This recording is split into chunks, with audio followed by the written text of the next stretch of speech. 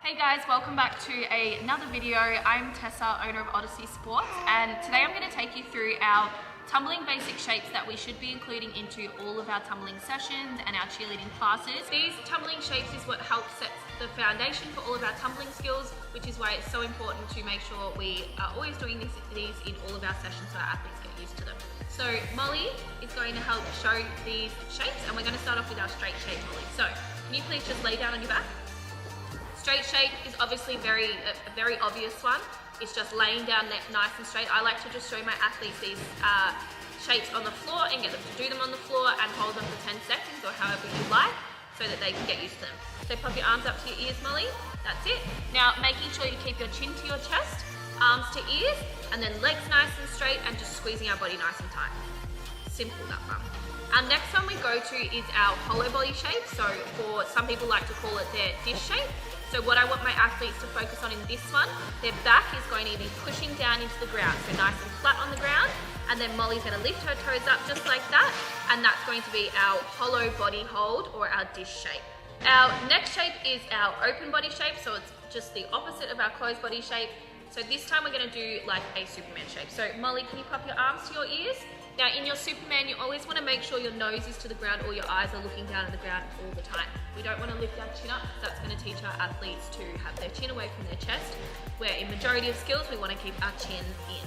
So eyes to the ground, arms by your ears the whole time. Molly's going to lift her chest up the floor, off the floor, and then her toes off the floor as well, making sure she's engaging her glutes and her lower back muscles for that open body shape, just like that. Our next shape we have is a tuck sit. So Molly, jump up on your bottom, please. We'll do this one together.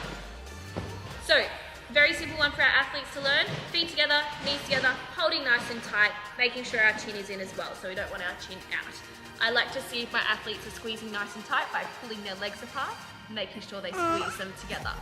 This one's perfect. We're going to use this in our front salts, our back salts, our forwards rolls, backwards rolls, which is why it is really important.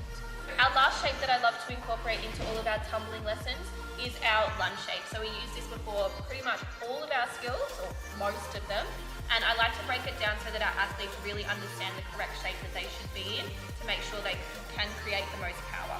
So Molly's going to keep her back leg nice and straight, bending that front leg, arms up to your ears, squeezing your ears nice and tight.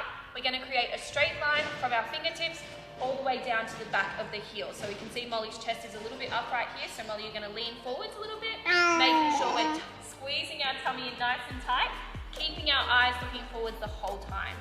Now I like to get my athletes to hold these, like I said, for about 10 seconds every training to make sure that they're really solidifying those shapes, to make sure our tumbling is powerful and technically correct.